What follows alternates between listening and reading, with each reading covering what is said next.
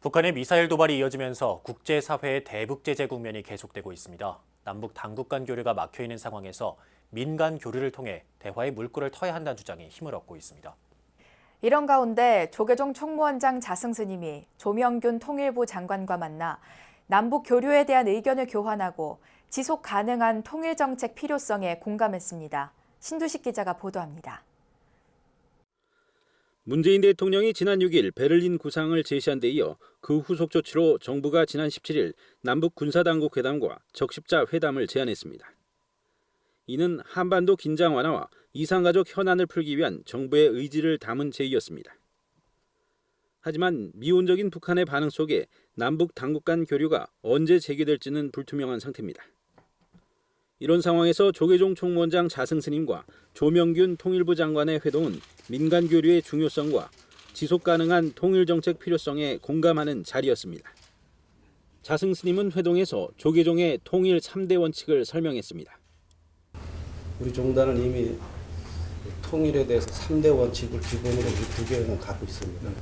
남북이 이기주의는 게임은 해서는 안 된다. 공존의 원칙이고 더불어 살아야 된다. 상생의 원칙입니다. 그리고 합심, 남북은 한마음이다. 이어 정권이 바뀌어도 일관성 있게 추진될 지속 가능한 통일 정책이 필요하다고 강조했습니다. 정부 입장이 바뀔 때마다 이런 원칙들이 한 발짝도 못 나가고 있고 해서 정부는 다른 원칙을 갖고 있는 건지, 그래서 좀 더 국민들과 통일에 대한 부분은 정확한 원칙이 있고 그 원칙에 서로가 공감하는 로드맵이 좀 있어야 되지 않나 싶어서 우리 장관님께 어려운 말씀을 드립니다. 조명균 통일부 장관은 국민들이 공감하는 지속 가능한 통일 정책 마련을 역점 사업으로 추진할 것임을 분명히 했습니다. 지금 새 정부는 그 대선 과정에서부터 공약으로 저희가 지속 가능한 통일 정책을 만드는 것을 역점 사업으로 제시를 했습니다. 그런 지속 가능한 통일 정책의 가장 근본은 국민들께서 공감하시는 통일 정책이 돼야 이게 지속 가능하지 않겠느냐 이렇게 보고, 그런 측면에서 저희가 좀 역점을 두고 노력을 해나갈 계획입니다. 조 장관은 특히 경색 국면을 풀기 위한 종교계의 역할을 기대했습니다. 그 부분이 아무래도 상당히 좀 저희가 기대를 많이 하고 있습니다.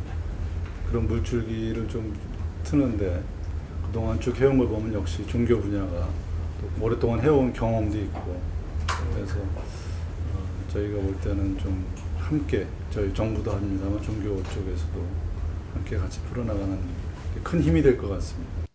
조계종 민족공동체 추진본부는 정부로부터 대북 접촉 승인을 받은 상태로 금강산 신계사 건축물 진단조사와 8.15 남북 불교도 동시법회, 신계사 복원 10주년 합동법회 등을 추진할 계획입니다.